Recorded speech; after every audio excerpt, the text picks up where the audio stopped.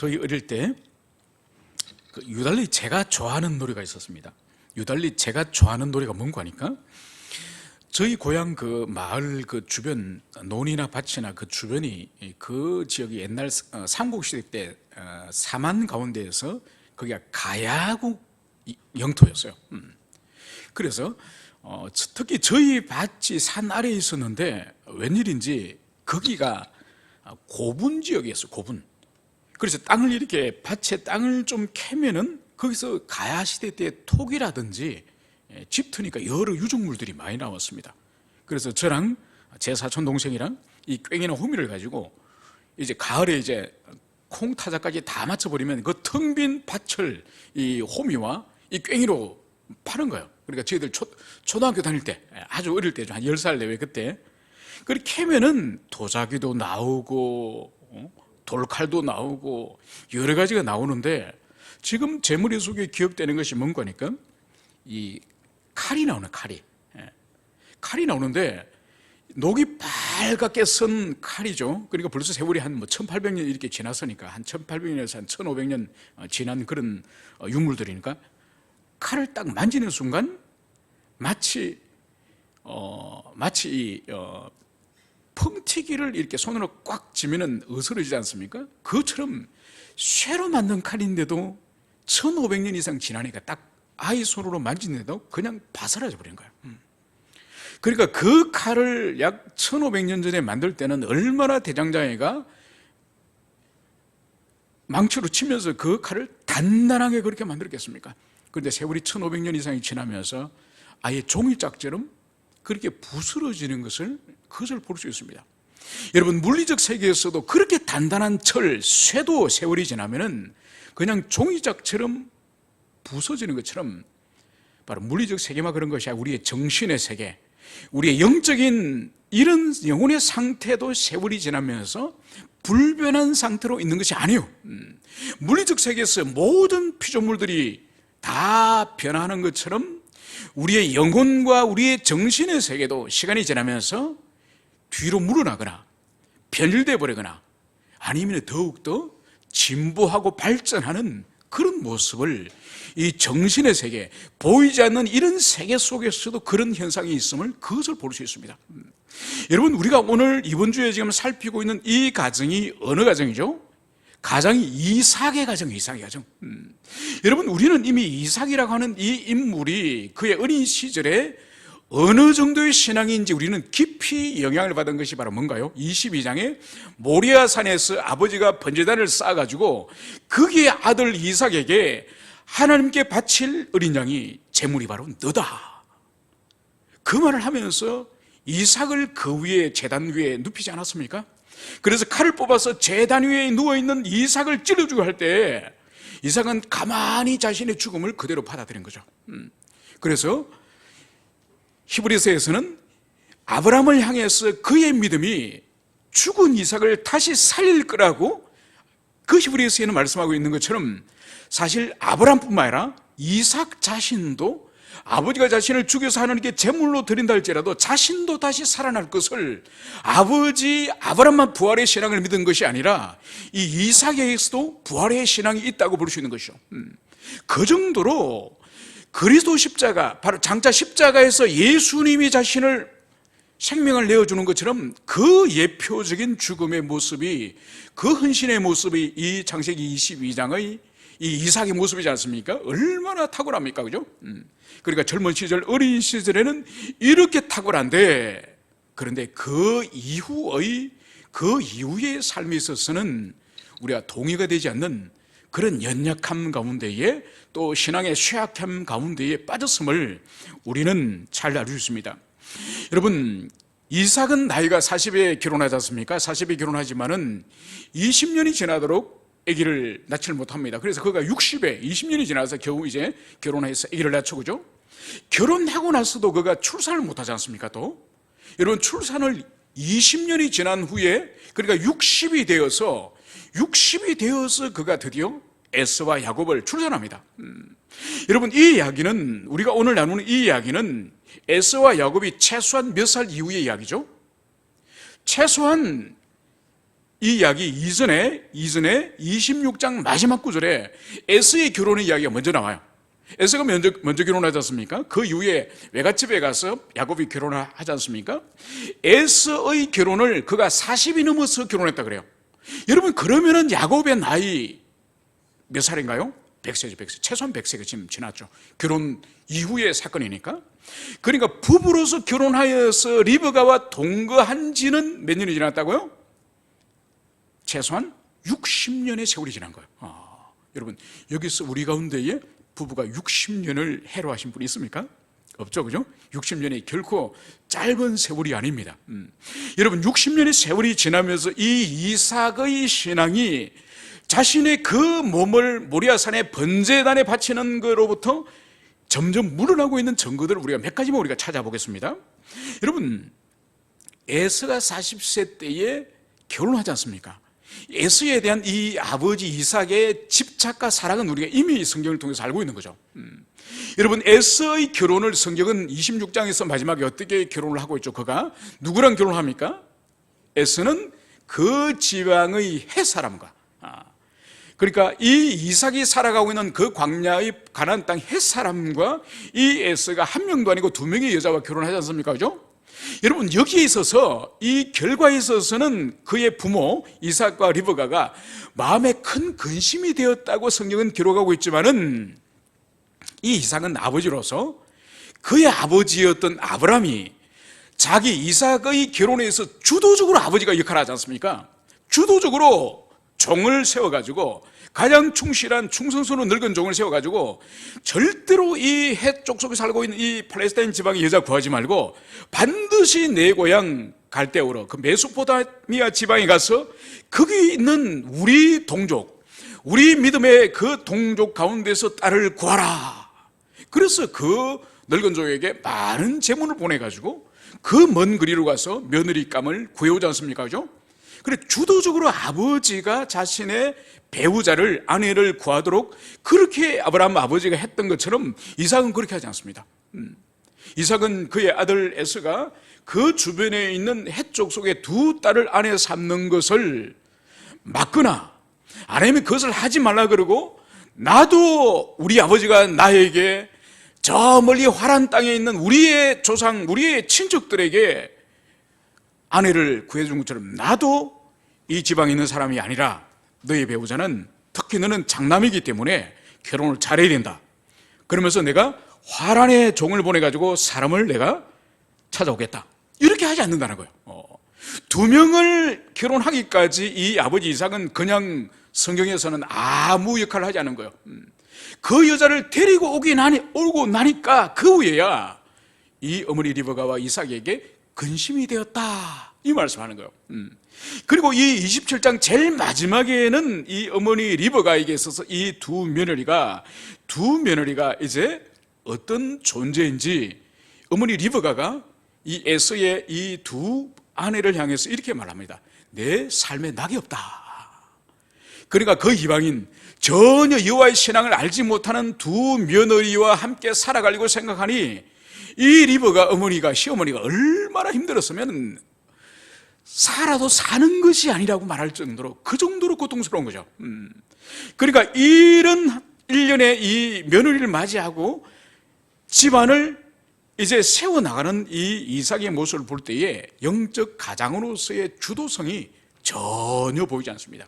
그냥 에서가 하고자 하는 대로 그냥 내버려 두는 그런 모습임을, 그것을 여기서 보여주셨습니다. 그리고 오늘 우리가 27장, 우리가 오늘 묵상하지 않았습니다만 우리가 월요일 화요일 날 묵상했던 것 중에서 이 이삭에 대하여서 이미 100세가 넘었지만 이 이삭에 대해서 이 성경 기자는 이삭의 특징을 기록할 때에 그가 늙어서 눈이 멀었다, 이것을 기록하는 거예요. 여러분, 100세면 사실 눈이 멀만하죠. 100세가 적은 연세가 아니죠. 그리고 보면은 이삭이 내가 이제 언제 죽을지 모른다, 이런 말을 스스로 해요. 언제 죽을지 모른다고 말하면서, 그래서 내가 오늘 실컷 너에게, 내가 사랑하는 에서 너에게 실컷 축복해주고 싶다, 이 말을 하는 거예요. 여러분, 이것을 볼 때에 이삭이 이제 노쇠해가지고 거의 이제 돌아가실 때가 된 노인처럼 그렇게 느껴지지 않습니까? 아니요. 이삭은 이 이후에도 몇십 년을 더 살아요. 그리고 우리가 좀 이해가 되지 않는 것이 바로 뭔가 하니까, 아니 늙어 죽을 때가 되면 보통 입맛도 없어지지 않습니까? 그죠? 보통 연로하신 분들 보면은 제대로 드시지도 않고 기력도 없고 무기력하고 눈도 멀고 귀도 멀고 다 그러지 않습니까? 그런데 이 이삭을 보면은, 아니 아들이 잡아주는 그 고기로 별미는 왜 그렇게 좋아요? 그러니까 이것은 눈이 육체가 쇠약해졌다는 의미가 아니에요. 물론 그 의미도 포함되어 있지만은 여러분, 이 쇠약함은 자기 큰 아들인지 작은 아들인지 야곱인지 에서인조차도 분별을 못하는 분별력의 상실을 말하는 거예요. 그래, 육체의 노쇠함도 포함되지만은 그보다 더 중요한 것은 분별력의 상실, 영적으로 어두워진 그 상실을 여기서 보여주는 거예요. 여러분, 우리가 이 본문을 우리가 묵상하면서 참 제 자신부터 돌아보면서 항상 주님 앞에 두려운 것이 뭔가 하니까, 보통 사람들이 노쇠해져 가면은 갈수록 영적으로 총명해져요. 안 그러면 영적으로 다 노쇠해져요. 보통 영적으로도 노쇠해져요. 그것이 일반적인 현상이에요. 물론 그렇지 않은 어르신들도 있습니다. 제가 아는 권사님 가운데서는 그 아드님 목사님이 아주 훌륭하신 분이죠. 우리나라에서도 유명하신 큰 교회 목회하시는 분인데, 아주 중요한 교회 의사결정을 두고 그 당의 장로님들이 몇십 명 되는데 그 다 대학 교수들이고 박사들이고 뭐 변호사들이고 그런 장로님들인데, 중요한 의사결정을 가지고 몇 날 며칠 당회를 해도 답을 못 구하는 거예요. 그래 근심 어린 표정으로 탁 집에 들어오면은 어머니 권사님이 나이가 90이 다 됐는데, 아니 김 목사 뭐 때문에 그러냐고. 그러면 이야기를 하는 거죠. 어머니 뭐 이런 것 때문에 그럽니다. 아니 그런 거로 걱정하냐고. 이렇게 하면 되지 않냐고. 그 답을 주는 거예요. 그 세상적으로 그 교수들이고 박사들이고 변호사들이고 의사들이고 그런 사람들이 모여서 당회를 구성했는데도 하나도 배운 적이 없는, 한글도 제대로 모르시는 그 권사님이 영적 총명이서니 세상의 지혜를 능가하는 하나님과의 그 깊은 관계 가운데서 그 해답을 던져줄 수 있는 거죠. 이런 경우는 아주 예외적인 경우예요. 아주 하나님의 은총을 누리고 있는 그 연로함 가운데 있는 분들이고, 대부분 사람들은 육체가 쇠약해지면서 지성도 쇠약해지고 또 영적으로 신앙적으로 약해지는 것을 우리가 흔히 볼 수 있습니다. 그러니까 이삭 같은 경우에도 젊었을 때는 그렇게 탁월하게 주님 앞에 자신을 드렸던 그 신앙을 가지고 있었지만은, 이삭의 이 노년에는 눈이 멀 뿐만 아니라 그런 영적인 분별력이 아주 현저하게 약해된 그런 상태이기 때문에 가정의 가장으로서 영적인 가장의 노릇을 하지 못하고 있는 거죠. 그래서 이 가정이 총체적으로 문제가 일어남을, 그것을 여기서 볼 수 있습니다. 그래서 가장된 이 이삭에게는 영적 총명을 잃어버렸기 때문에 분별의 능력이 없고, 그래서 가정 전체를 영적으로 이끌어 나갈 수 있는 영적인 통솔력을 지금 이 이삭에게는 잃어버린 거예요. 그 최고의 흔적이 바로 뭐냐? 오늘 우리 본문에서 볼 수 있는 것이 바로 뭔가 하니까, 지금 이 이삭이 이 장자권의 축복을 큰아들 에서에게 지금 주려고, 에서에게 주려고 지금 짐승을 잡아서 음식을 마련해서 나에게 와서 나에게 실컷 먹도록 하고 축복하게 하라. 이것이 가장 큰 증거예요. 여러분, 우리가 아다시피 이미 이 에서와 야곱을 잉태했을 때 하나님께서 그 가정에 이미 계시를 주시지 않았습니까? 그 계시가 뭐죠? 큰 자가 작은 자를 섬길 것이다. 여러분, 이것은 아주 그 팔레스타인 그리고 히브리인들에게 있어서는 예외적인 말씀이에요. 왜냐하면은 아주 특별한 예외가 아니고는 장자권은 먼저 태어난 자식이 당연히 장자권을 가집니다. 물론 아버지가 이제 인정을 하는 거죠. 아버지의 선언에 의해서 그것이 주어지는 거예요. 하나님이 아버지에게 주셨고 아버지가 이제는 지명을 하는 거예요. 여러분, 그렇기 때문에 보세요. 그렇기 때문에 우리가 이 야곱이 나중에 자라서 늙어서 이제 죽기 직전에 12아들에게 장자권을 승계하는 장면이 나오지 않습니까? 그때 보세요. 로벤이 첫 번째 태어났는데 로벤에게 안 주지 않습니까? 로벤은 뭐라 그럽니까? 너는 아버지의 침상을 더럽혔다. 바로 첫 번째 태어난 장남이 자기의 첩인 비라, 그 첩과 이 제일 먼저 태어난 장남이 간통을 하지 않습니까? 그래서 자기 아버지의 침상을 간통으로 더럽힌 거죠. 그래서 첫 번째 태어났지만은 장자권을 주지 않아요. 그 장자권을 누구에게 주죠? 네 번째 아들 유다에게 주죠. 유다이가. 그러니까 야곱의 인생의 말년에 보면은 장자권을 누구에게 승계하는지 정확히 보여줍니다. 그것처럼 지금 이삭 또한 자신이 아들 둘 가운데 장자권을 지명할 수 있거든요. 문제는 뭔가 하니까 이 장자권은 자신이 지명할 수 있지만은 하나님이 이 이삭에게는 예외적으로 미리 예고하셨죠. 그것이 바로 뭐죠? 큰 자가 작은 자를 섬길 것이다. 여러분, 그렇기 때문에 이 이삭 자신이 아무리 에서를 사랑하고 아끼더라도 자신의 의지가 하나님의 뜻보다 앞서서 되나요, 안 되나? 안 되죠. 이 이삭은 장자권 승계에 대해서는 반드시 하나님이 이 두 쌍둥이를 잉태할 때 주신 그 말씀에 구속되는 거죠. 그런데 이삭은 보세요. 이 큰아들 에서에 대한 어떻게 보면 지나친 편집증을 가지고 있지 않습니까? 그죠? 편애를 하고 있죠.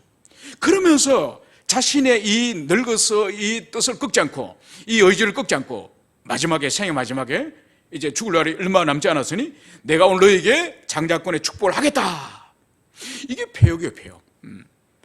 여러분, 그 중요한 장자권, 이 아브라함으로부터 이삭으로부터 다음에 승계될 그 언약 백성의 이 조상의 이 장자권이 그렇게 중요한데 그것을 만약 이삭이 잊어버렸다고 한다면은 잊어버릴 리가 없죠. 그 중요한 사안을. 그럼 뭡니까? 잊어버린 것이 아니라고 한다면은 바로 하나님의 뜻보다 자기 고집이, 자기 의지가 더 중요하다고 이 이삭은 생각을. 그러니까 이거 폐역한 거죠. 불신앙이죠. 하나님의 말씀을 소중히 여기지 않은 거죠. 그것은 바로 에서가 더 일찍이 전에 에서가 이제 장자권을 팥죽 한 그릇 팔 때에 히브리서 11장에서는 뭐라고 말씀하고 있죠? 히브리 12장에서는 그를 망령된 자다. 음식 한 그릇의 장자권을 경홀히 여김을 망령된 자다. 여러분, 아버지 이삭이 지금 그런 수준에 있는 거예요. 영적으로 그런 수준에 있는 거예요. 그리고 그 가정 가운데서 어머니 리브가를 봅시다. 이모니 리브가 우연히 어떻게 부엌에 서든지 밖에 서든지 남편이 지금 장자권을 이 에서에게 지금 오늘 주겠다고 하는 이 결심을 들은 거예요. 여러분, 만약 여러분이 여기 다 보니까 또 여집사님들이시네. 여러분들이 만약 들으셨으면 어떻게 하고 싶습니까? 만약 안에서 분명히 60년 전에 하나님께서 큰 자가 작은 자를 섬길 거라고 분명히 우리 부부가 알았는데 지금 남편이 아내에게 상의 한마디 없고 그냥 오늘에서 너에게 다 복 줄게 이렇게 한다면 여러분 어떻게 하시겠습니까? 자, 우리 오집사님 어떻게 하시겠습니까? 네? 그렇죠, 그죠? 교정해야 되죠. 당신이 지금 잘못하고 있다. 부부가 그것을 소통하고 교정해야 되죠. 우리 송 집사님도 같은 생각이죠, 그죠? 그것을 만약 가만히 듣고 있는 거 옳지 않죠. 그런데 이 리베가는 어떻게 했습니까? 가만히 있지도 않고 들어가지도 않고 바로 가로채려고 아버지가 지금 축복하려고 하는 이 사이에 이 야곱을 집어넣으려고 이 속이는 방식을 취한 거예요. 여러분, 이 리브가에게 있어서 문제는 뭐죠? 하나님께서는 이 야곱에게 축복해야 된다는 그것은 알지만은 방법이 지금 어떻게 잘하고 있습니까? 잘못한 거죠. 방법이 바로 남편을 속이고 큰아들을 속이는 방식으로 진행하지 않았습니까? 그래서 이 야곱을 불러다가 여차 저차한데 내가 이제 형님의 옷을 입고 몸에 털을 붙이고 그리고 빨리 우리에 가서 형이 돌아오기 전에 네가 먼저 염소 새끼 2마리 빨리 잡아라. 저는 그걸 보면서 이삭이 식욕이 아직 왕성한가 보죠. 염소를 2마리씩이나, 그죠? 뭐 다가마리 정도만 들어도 어르신들 다 못 드실 텐데 염소 2마리씩이나 그렇게 잡아오라고? 결국은 인간적인 방법이죠.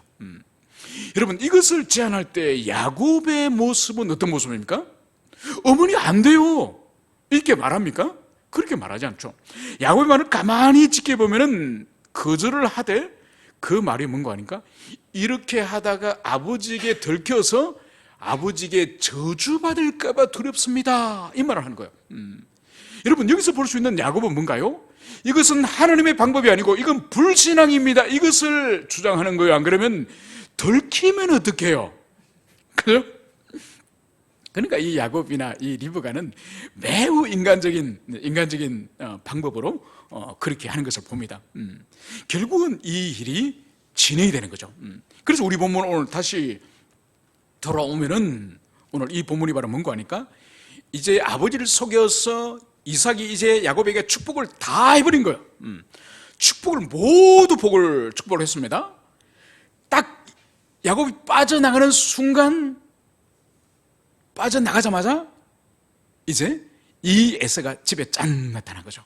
그러니까 간발의 차이로 서로가 아버지 방에서 자기 모습을 지금 변장을 한 이 야곱과 에서가 마주칠 뻔한 아주 아슬아슬한 장면을 여기서 우리가 30절에 보면은 야곱이 그의 아버지 이삭 앞에서 나가자 곧 그의 형 에서가 사냥하여 돌아온지라. 그러니까 나가자마자 간발의 차이로 지금 에서가 돌아왔습니다. 그래서 이 에서가 이제 음식을 다 만들어서 이제 이 아버지에게 돌아와서 이 사냥한 고기를 드시고 오늘 나에게 축복해 주십시오, 이 말을 한 거죠. 그런데 오늘 32절에 보면은, 아니 잠시 전에 에서라고 생각하고 복을 줬는데 에서가 와서 이제 음식을 드시고 축복을 해달라니까 오늘 이 이삭은 깜짝 놀란 거죠. 그래서 너는 누구냐, 이 말을 하는 거죠. 그러면서 이 에서는 나는 아버지의 아들 곧 아버지의 맏아들 에서니다. 여러분, 에서 자신이 자신을 향해서 부르는 호칭이 어떻죠? 아버지의 아들 곧 아버지의 맏아들이다. 이런 의미가 뭔가요? 나는 맏아들이기 때문에, 장남이기 때문에 장자권의 복을 청구할 권리가 나에게 있습니다. 나는 먼저 태어났기 때문에 당연히 나에게 있습니다. 여러분, 지금 이 에서의 말과 행동은 다르죠. 과거에 장자권을 음식 한 그릇에 팔아버리지 않았습니까? 그죠? 그러니까 평소 장자권과 또 하나님의 언약 백성의 가정을 세움, 결혼에 있어서도 이방인과 그렇게 결혼하는 이 평소의 그의 삶을 볼 때는 아버지 아들 맏아들이다, 이런 말과 지금 불일치를 보이는 거죠. 여러분, 우리는 한 사람의 신앙이 그 사람이 좋은지 나쁜지 우리는 잘 몰라요. 그냥 우리가 교회에서 만나서 이렇게 뭐 함께 신앙생활 하는 모습을 그 정도만 보지, 이 사람이 직장에서나 가족들 앞에서나 자녀들 앞에서 우리는 몰라요. 그죠? 우리는 그래서 인간은 인간을 판단할 때 착오를 하기 쉽죠. 그런데 하나님은 모든 삶의 영역에서 그 사람의 모든 것을 하시는 전지하신 주님이기 때문에 주님의 판단은 절대로 착오가 없는 거죠. 그렇기 때문에 오늘 이 에서가 자기를 향해서 아버지의 맏아들이다, 이렇게 말하는 것은 자신의 삶과 자신의 신앙 고백과 지금 일치하지 않음을, 그것을 여기서 볼 수 있습니다. 이 말을 들었던 오늘 33절에 이삭이 심히 크게 떨며 이르되, 그러면 사냥하고 고기를 내게 가져온 자가 누구냐? 내가 오기 전에 내가 다 먹고 그를 위하여 축복하였은즉 그가 반드시 복을 받을 것이니라. 에서에게 너가 오기 전에 이미 내가 고기를 얻어먹고 이미 그 사람에게 내가 복을 다 줘버렸다, 그 사람이 복을 받을 것이다, 이 말씀을 하는 거예요. 오늘 34절에 보면 이 말을, 아버지의 말을 들었던 이 에서의 반응이 바로 소리를 내어 울며, 여러분 진유와 같이 온유와 같이 어린애가 아니라 지금 이 나이는 지금 40이 넘지 않습니까?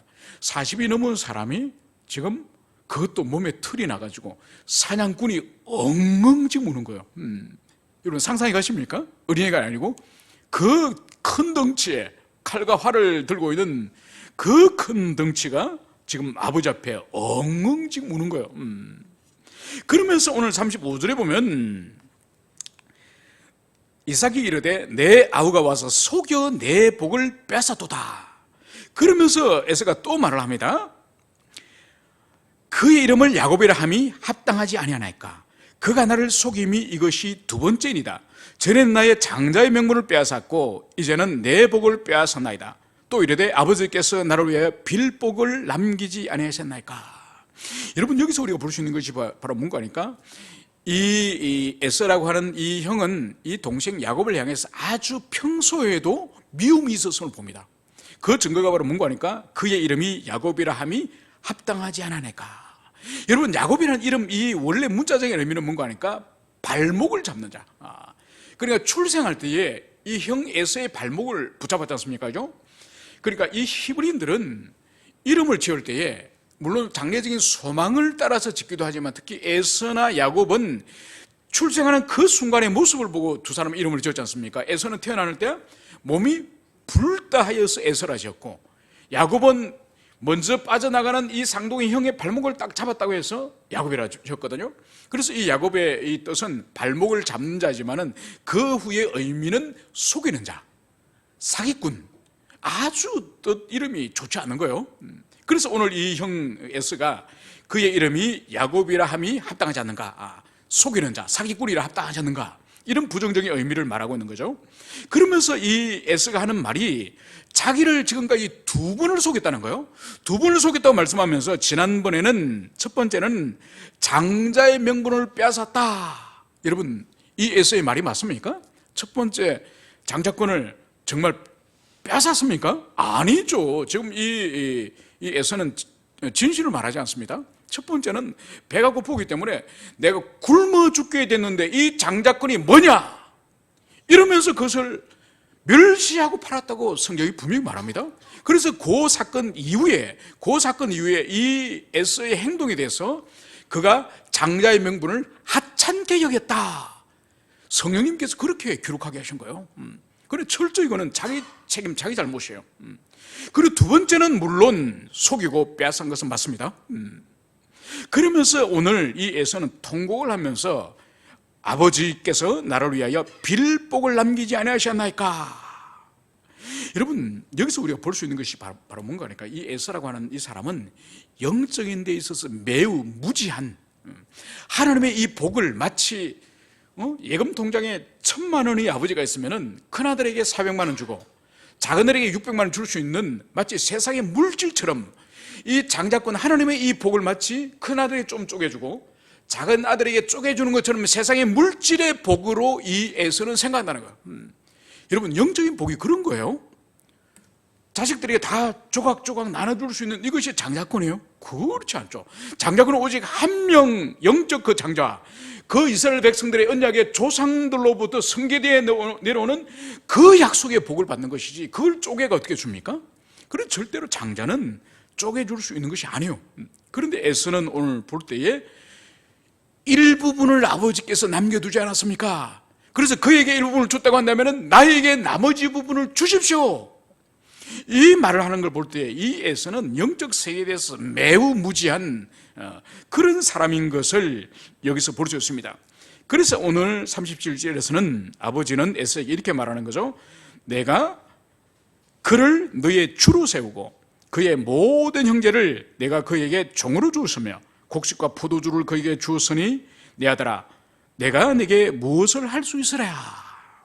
여러분, 정확하게 이 이삭은 이 장자의 복, 이 영적인 복의 의미가 뭔지를 정확하게 아는 거죠. 그래서 너를 그의 종으로, 너의 종들을 모두 그의 종으로, 그리고 땅의 곡식과 포도주를 또 그에게 주었고, 그렇기 때문에 내가 이제 너에게 무엇을 해줄 수 있겠느냐. 나는 이제 너에게 장자권을, 복을 빌 수가 없다. 이것을 오늘 이 이삭이 말하는 거죠. 그러니까 이 이삭은 아버지 아브라함으로부터 장자권의 그 복, 이 하나님의 언약 백성의 복이라고 하는 것이 뭔지를 이 이삭은 경험한 거죠. 아는 거죠. 그렇기 때문에 오늘 에서에게 더 이상 너에게 줄 것이 없다, 이 말을 하는 거죠. 그래서 오늘 38절에 보면은 이 에서가 이제 통곡을 하면서 이제 아버지에게 이르되 내 아버지여, 아버지가 빌복이 이 하나뿐이리까 내 아버지여 내게 축복하소서, 내게도 그리하소서 하고 소리내어 높여 우리니. 그러니까 더 이상 야곱에게 이제 축복한, 야곱에게 준 그것을 쪼개줄 수는 없는 거예요. 그 하나님께서 아브라함이 주신 복, 그리고 아브라함을 통해서 이삭에게 내려온 복, 또 이삭에게서 이제 야곱에게 내려온 그 복은 야곱에게 돌아가는 거예요. 그것을 일부를 떼내어서 에서에게 줄 수 없는 거예요. 그래서 이제 이 아버지 이삭은 이제 이 에서의 인생과 에서의 후손에게, 에서에게 합당한 이제 축복을 하는 것을 볼 수 있습니다. 그것이 오늘 39절과 40절이죠. 이제 내 주소는 땅의 기름짐에서 멀고 내리는 하늘의 이슬에서 멀 것이며, 바로 이것이 바로 뭔가 하니까 이제 너의 살 주소, 너의 살 처소, 너가 살 땅, 너가 살 영토, 그런 의미입니다. 바로 땅의 기름짐에서 멀고 하늘에서 내린 이슬에서 멀 것이다. 여러분, 이 의미가 뭔가요? 땅의 기름짐, 그러니까 이 땅에서 먹고 마실 때 필요한 모든 이 지상의 이 자원들, 그러니까 1차적으로는 기름진 땅으로부터 밀이나 보리나 과일이나 아니면은 소나 염소나 양이나 짐승들이나 이 지상 위에서 인간이 살아가면서 먹을 수 있는 모든 그런 지상의 양식으로부터 어떻다고요? 멀다는 거야. 그리고 아주 가난과 황폐함 가운데에서 너와 너 후손들이 살 것이다. 그 말을 하면서 두 번째도 마찬가지입니다. 내리는 하늘의 이슬에서 멀 것이며, 이 팔레스타인 지방에는 1년에 이제 건기 우기가 뚜렷하면서 우기도 이른 비와 늦은 비가 있지 않습니까? 그리고 그 나머지 대부분 시간은 비가 안 내리지 않습니다. 그때 살아갈 수 있는, 식물이 살아갈 수 있는, 그래서 그 식물을 짐승들이 뜯어먹을 수 있는 유일한 길이 바로 뭔가 이슬이에요. 이슬. 이슬 때문에 야채들이나 나무들도 죽지 않고, 그리고 곡식들도 죽지 않고, 그리고 짐승들도 죽지 않는 거예요. 만약 이슬이 멈춰버리면 모든 생명체들이 다 죽습니다. 그런데 오늘 이 에서의 운명이 바로 뭐라고요? 내리는 하늘의 이슬에서 멀 것이며, 그러니까 이 에서의 삶은 바로 뭔가 하니까 땅의 기름짐으로부터 멀고 하늘의 이슬의 복을 받지 못하는 그런 아주 척박한 땅에서 살 것임을, 그것을 말하는 거. 여러분, 그래서 이 에서는 나중에 이 세일산으로 이동을 하거든요. 세일산이 아주 거칠은, 지금도 거기에 성지순례를 가면은 페트라 유적지라는 곳이 있습니다. 그 페트라 유적지가 뭔가 하니까 이 에서의 후손들이 그 붉은색이에요. 바위산도 아주 붉은색의 바위산을 파가지고 그 바위산 속에 동굴을 만들고 왕궁을 그 안에 만들었습니다. 그래서 지금 남겨진 고대 유적 가운데서는 아주 귀중한 유적이죠. 그런데 지금 우리가 관광객으로 가볼 때는 귀중한 유적이지만은 그 바위산 꼭대기에 그 동굴파가 거기에 도시를 만들어가지고 살아가니 거기 물이 있습니까? 강이 있습니까? 초원이 있습니까? 뭐가 있습니까? 나무가 있습니까? 그 척박한 땅에 이 에서와 그의 후손들이 살게 됨을 이 아버지 이삭이 그렇게 예언을 하는 것이죠. 그리고 40절에 보면 너는 칼을 믿고 생활하겠고 내 아우를 섬길 것이며 내가 매임을 벗을 때는 그 멍에를 내 목에서 떨쳐버리라. 그러니까 이 에서의 이 후손들을 보십시오. 거기에 스스로 지어 먹을 수 있는 땅이 있습니까? 나무가 있습니까? 샘물이 있습니까? 양을 칠 수가 있습니까? 그러니까 이들이 살아갈 수 있는 것은 바로 뭔가 하니까 너는 칼을 믿고 생활하겠고, 뭔가 하니까 약탈의 문화예요. 이 사람들은, 이 에돔 족속, 이 에서 족속은 끊임없이 바위산에 살면서 밀이나 짐승이나 먹을 것이나 마실 것이나 스스로 생산하지 못하니까 끊임없이 주변 민족에게 공격하여서 전쟁을 일으켜서 약탈의 문화 속에 살아가는 사람이에요.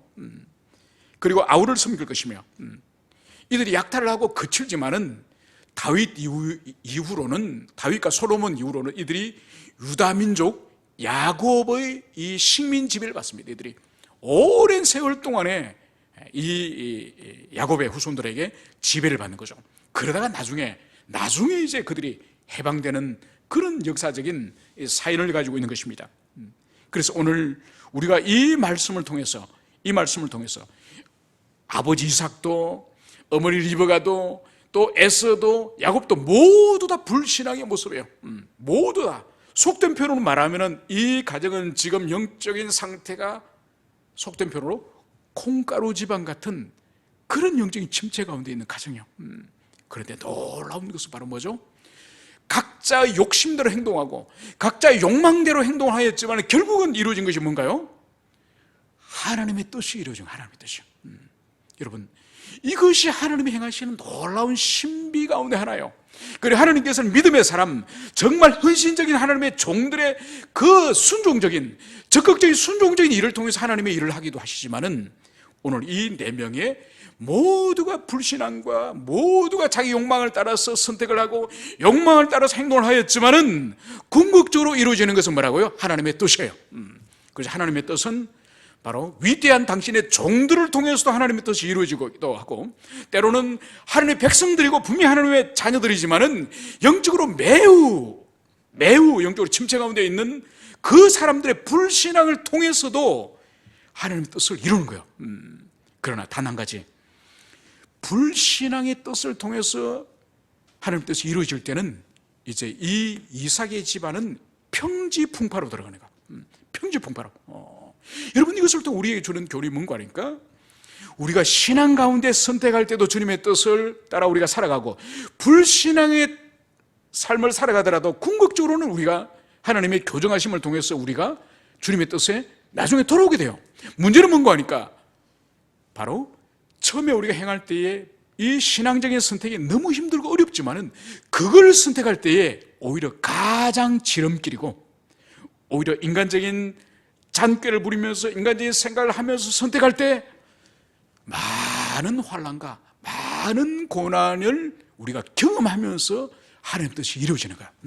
그래서 오늘 이 이삭의 이 가정을 통해서 우리 자신과 우리들의 가정과 우리 교회를 돌아보면서 바로 믿음을 가지고 믿음 안에서 순결한 순종을 하는 것이 그 당시로는 너무나도 큰 대가를 치르고 너무나도 큰 어려움 같지만은 그것이 가장 귀한 일이고, 그러나 불순종과 불신앙과 우리 뜻대로 무엇을 선택할 때는 궁극적으로 주님께서 그것을 통하여 우리에게 고난을 허락하지만은 궁극적으로 주님의 뜻은 이루어지지만은 그 과정 가운데 우리가 혹독한 연단을 받는다는 것을 우리 모두가 기억해야 될 것입니다. 이 말씀이 우리 모두의 가슴 가운데 새겨지기를 축원합니다. 함께 기도하시겠습니다.